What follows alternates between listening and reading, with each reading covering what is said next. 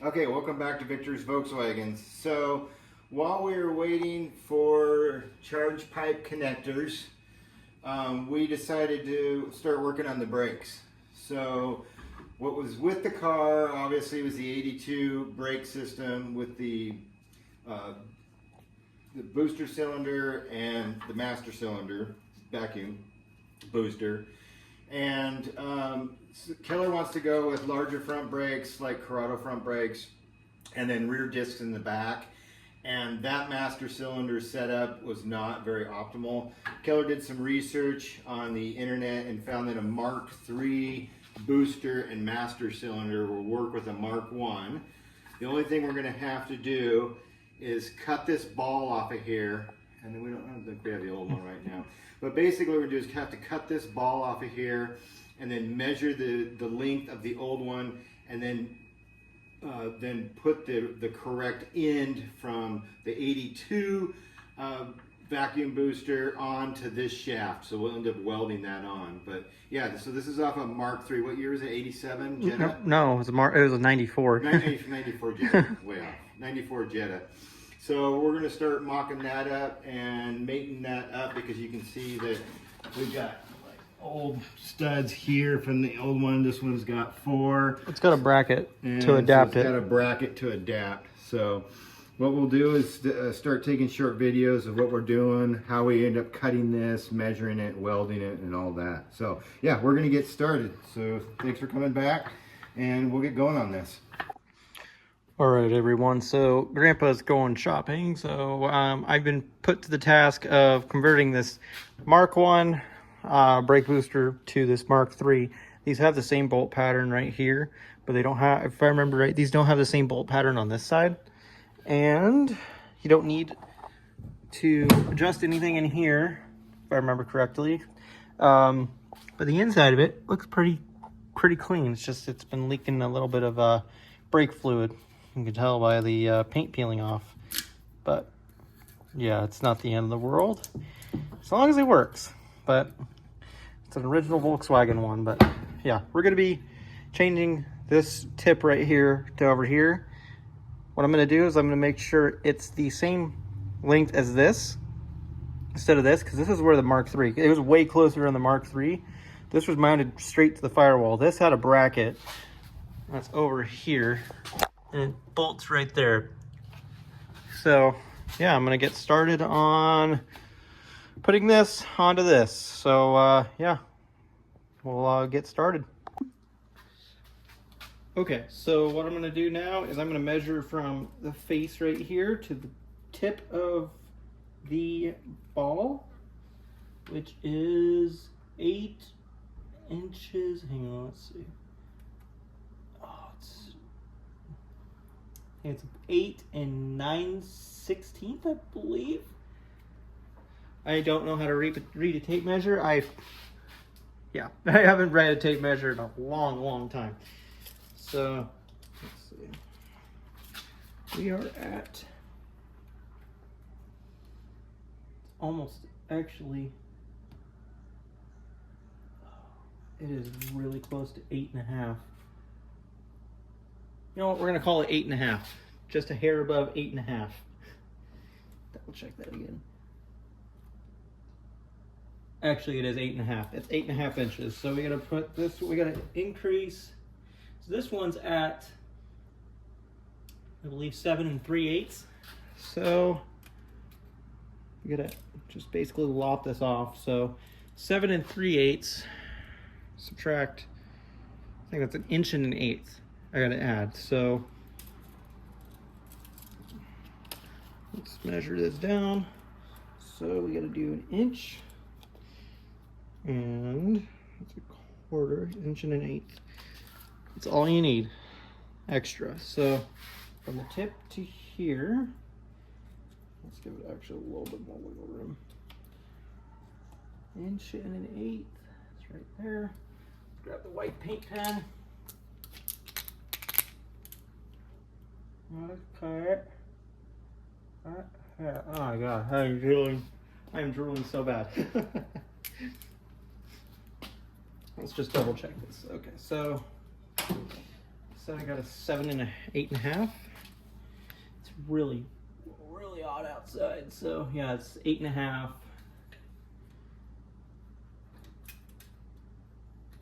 That's 7, like it's almost 7.5 actually. Yeah, that's 7.5. So I just got it at an inch. So from the tip.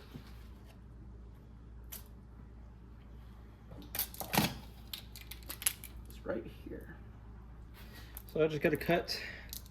Well, if I want to do this, I might just cut this rod. So let's just do to this part right here. Yeah, I'm blanking out right now. Okay, so we're just gonna cut from right here, and then we're just gonna measure this one. So it was 8.5 inches. I'm actually gonna write that down because I know I'm gonna forget it. It's 8.5. 8.5. Put it on my wrist. 8.5 inches. Okay, now I'm gonna go grab a cutting wheel. I'll be right back. Okay, so I got a cutting wheel. Move to the side and we're gonna start cutting. Okay, that side's off. And I'm gonna go cool that down because I think it's gonna be wickedly hot. Oh, it's not. Well, it kind of is. Okay, we're back. Just had to cool it down. It's really wickedly hot, or was. So clean my hands up a little bit. Okay, so we wanted this at 8.5 inches. So if we're doing this from here, I need it to be way up here.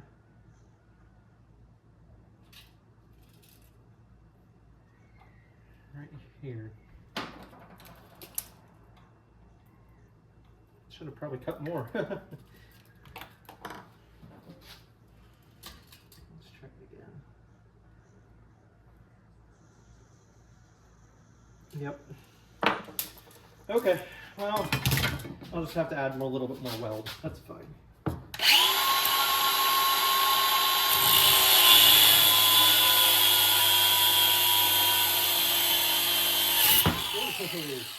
Kick back. There we go. So ideally, you want it to be kind of like this. So I believe this can spin around. Yes, it can. So, but it is in this kind of in a wonky position. So ideally with this, so try to figure what's up. So this is up. This comes in on the side. Something like that. So let's just mark this.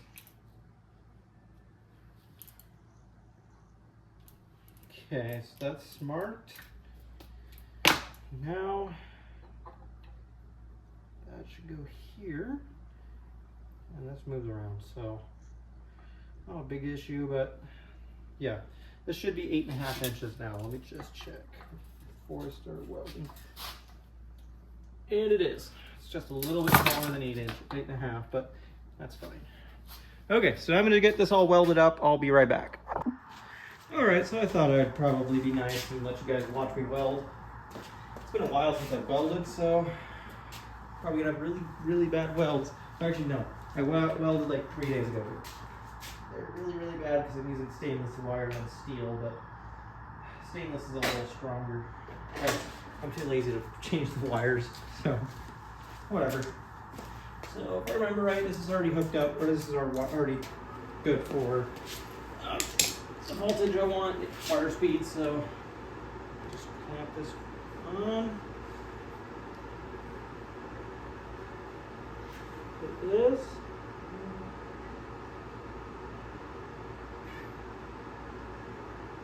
Here we go. Come on. Can't see.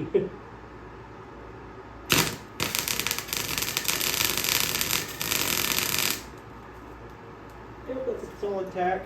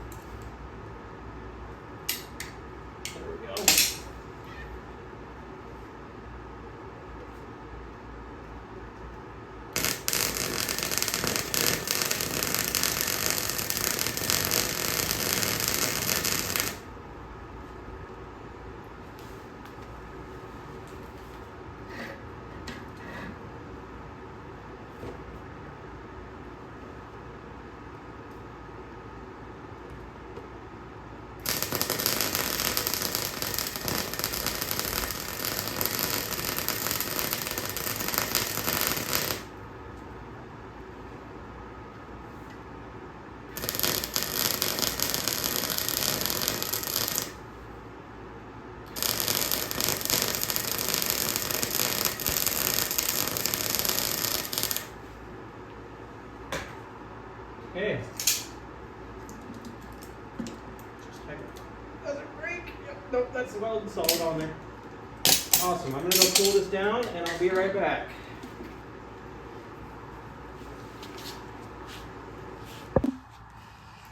Alright, so I got everything ground down. That's not the best, but whatever. There's tons of porosity, but it'll hold. So I'm going to put the master cylinder, or the brake booster, onto the car, and yeah, we'll get to it. Okay, so we moved over. This is up. That's probably wickedly hot, so I'll just turn it. So it's supposed to go like this, if I remember right. Tweak a little bit. Okay, so this is up. I'm just gonna put this in, and I'm already seeing a problem. Possibly. Oh no, we're fine. Possibly. Yeah, not working. We made it.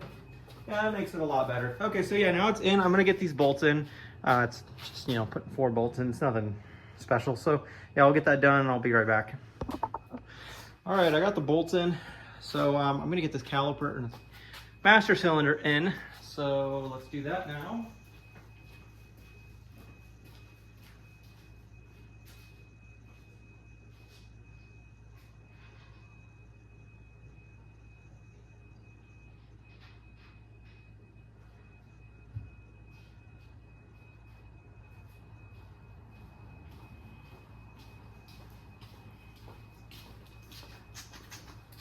Okay, so this master cylinder is like brand new. We picked it up for 50 bucks for the booster and master cylinder.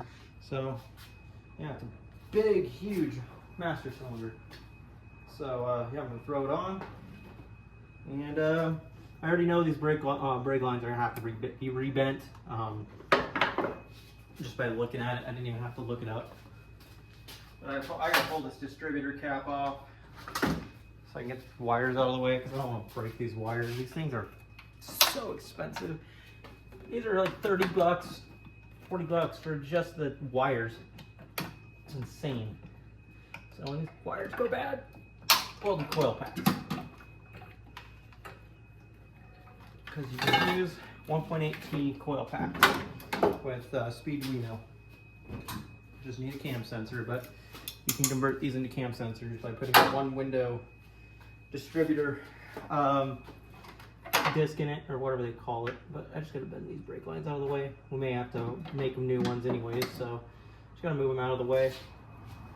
Where did I put that master cylinder? Oh, it's right there. Okay, so we'll throw this on. That goes in like that. And there's 2 13s that go onto it and screw right into the booster. And I will have to look at a hose diagram, because I don't know which ones are for the rears and which ones are for the fronts. I would assume the rears are for the rears and the fronts are for the fronts, but I could be wrong.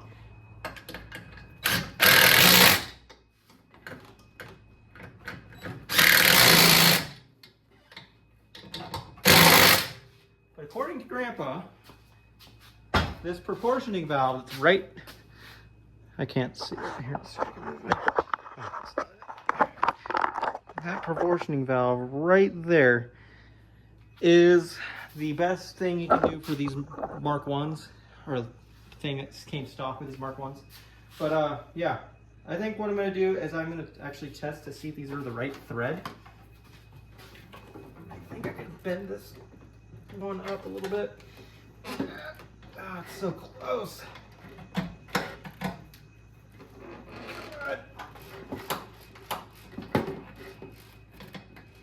Oh, it's so close. Try one of these. This one.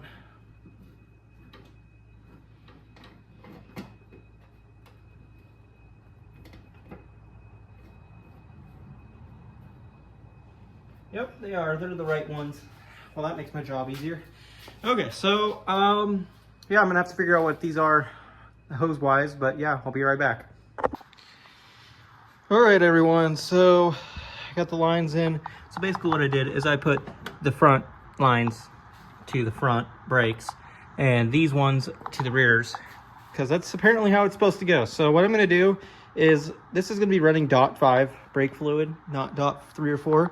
So you have to completely flush this entire system with alcohol or gasoline or literally any solvent, and completely flush it out with no traces of anything, because it'll gel up from what I read. So .5 has a boiling point, a dry boiling point of 500 degrees, which will be perfect because this is going to be a track car slash kind of drag car. It's going to be an everything car. It's going to be my daily driver as well.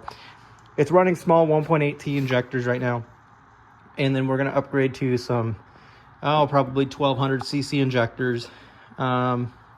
I was thinking of doing staged injection, where you put the injectors up further up the rail, and you have 2 fuel rails, one big huge injector set, and then some small injectors. I was thinking of doing that, but I don't know, it just seems too complex.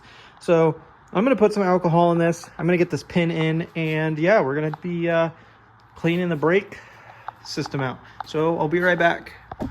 Okay, so I forgot to put this bracket, this brace in, so I got to take all this back out, but I know everything threads on, so yeah, I got to take this bracket off, or this also this other bracket off, because the pedal won't go in without taking that out. So I just got to take these out real quick. Of course, I filled it full of alcohol just before, so probably it's leak everywhere, but yeah, it's hot enough outside that it'll just evaporate in 10 seconds. It's gotta be at least 80s, 90s right now.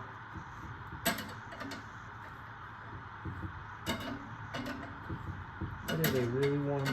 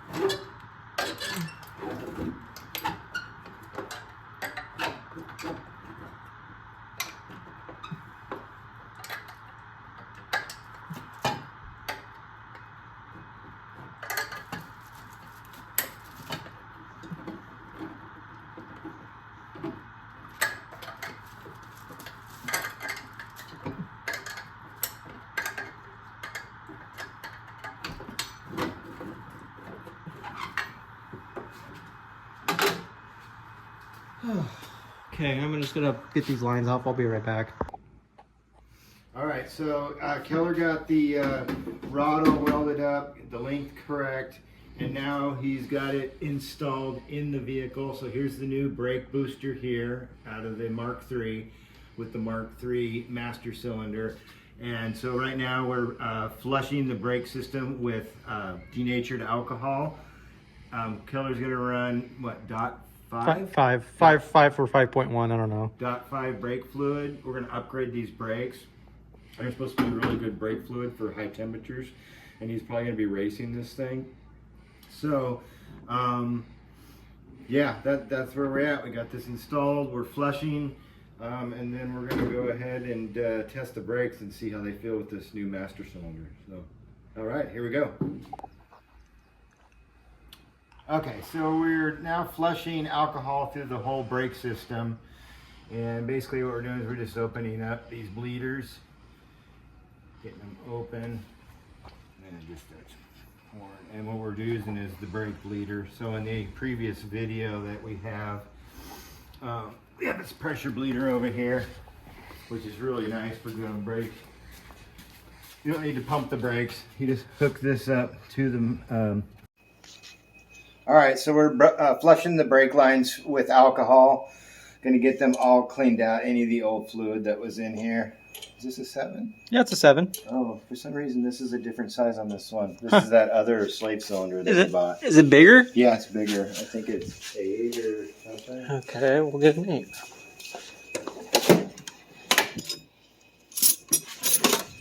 Here, I got you a ratcheting one. Okay, I think it's an 8. Feels like an 8. Yeah. Okay. Go ahead. again. Yeah, sure. Okay, so we're flushing the brake lines out with alcohol. So we're down to doing the rears here. Basically what we're doing is we're just opening up these bleeders until the alcohol starts pouring out. There it goes. There it goes. And so what we're using is this pressure bleeder. And I did another video, so if you want to see me doing this, it's I think when we were doing the all-track brakes, I did a whole deal on this. But basically, you fill up, we have alcohol in this now, but you usually use brake fluid. And this screws onto that, and then basically all you have to do is open this valve and then pump this up. And it's going to push whatever fluid is in the reservoir out. So you don't need to sit in the car and pump the brakes or have somebody help you pump the brakes. You can do this by yourself. So you just keep this pressurized up to about 15 pounds. I think we're at 10, almost to 15. And this is just going to keep pushing it out. And this is so nice for bleeding the brakes. You just jack the car up, take all 4 wheels off, and you just go to each wheel cylinder and you just open it. I also use, I'm not sure, I have a bottle somewhere. This here. So I'll use this to go on the nipples where the brake bleeders are, and I can see the dirty fluid coming out into this bottle, and when it starts getting clear and I can see good fresh clean fluid, then I can stop and move to the next wheel. You want to start with the rears, then move to the front of the car, just a longer brake line going to the rears, get those cleaned out, and then move to the front. And then I'll do it maybe one more time just to be sure, and then you got brand new fluid to all 4 wheels. You should do your brake fluid. I believe it's about every 20, 30,000 miles. It's something that's Every 2 years. Every 2 years. It's something that's overlooked because when the fluid, it's hydroscopic. Yep. And it attracts moisture and it'll start wearing out the calipers. You'll get rust forming. So make sure you change your brake fluid. But yeah, pressure bleeder, great little tool. All right, so this one's running clean. I'm going to go ahead and cut this one off. Hey, you realize that the ratcheting part, well, you were ratcheting, you weren't turning it at all. You got to. Oh, it's because it's got that weird angle. No, it's got a switch on it to change its sides. Yeah, but it's angled. Yeah, no, you just flick the switch and then you can. You don't have to go on that angle. Okay, so that's all tightened up. So then we'll move to the front. Oh, we got a front tire we got to take off. Yep. Okay, everybody gets the point. What we're doing, we're flushing everything out. We're going to keep doing that until we get all the alcohol out. Flush it all completely out, and then we'll start filling it with fresh brake fluid. Okay, so we finally got the brakes bled, filled up with brand new fluid. Went around the car 3 times until we had clean, good brake fluid coming out. So the brakes are done. Keller tested the pedal. They're about as solid as they've ever been, aren't they? Mm-hmm. So this is a Mark III brake booster, Mark III master cylinder, which is going to enable Keller to run bigger front brakes and rear disc brakes. So as soon as we acquire those parts, we'll do a full video on the brake replacement. What were you looking for in the front? The Corrado? Corrado, yeah. Corrado Or Mark III. Brakes. We're trying to source those parts right now. We just saw on this car, which was a 94 5 95 Jetta Golf, has the rear disc brakes, and Keller looked it up, and they seem to be the ones that are going to fit. So we will go from drum brakes in the back to disc brakes. So we're going to confirm that before we go back to the junkyard and pull those, but we're pretty sure they're going to fit. So that'd be a nice swap. So the next video we're going to be doing is the Speeduino. So we talked about that earlier in this build. Keller's going to build the circuit board. So he's ordered the parts, and basically what he's going to do is he's going to solder all the parts onto the board, and hopefully we get it all wired up. And we'll show extensively how we wire this up, because when we did the OBD2 computer to his last engine, it took us a while to figure out the whole harness. We had the whole harness.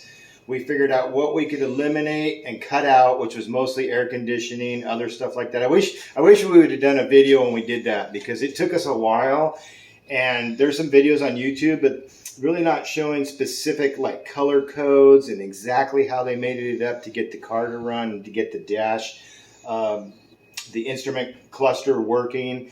But we're going to do that on this build. We'll make sure that we show you the pinout, the color codes, what we hooked up. So the Speeduino is going to be really interesting. Keller's going to build the board. Then we're going to start wiring it up. So what we have is we've got the old plug from the OBD2, right? OBD1. And he's carefully taking it apart, and then that's going to get wired into the Speeduino. Yeah, the connector. It's the connector. So we got a whole bunch of work to do. I'm going on a trip. I'm going to be gone. Keller's going to be doing a lot of this on his own, but when I get back, we'll start that series. And then after the Speeduino, we've got the charge pipes. So Keller has ordered the connectors we need. We've got 90-degree connectors. We've got reducers going to the turbo, to the throttle body. So we're going to start getting that together. We'll do a full video on where we did the piping, what connectors we used. We'll link that stuff in the description. So that's where we're at. Brakes are done. We're moving forward. It's taken a while, but we keep plugging away. So thanks for being with us.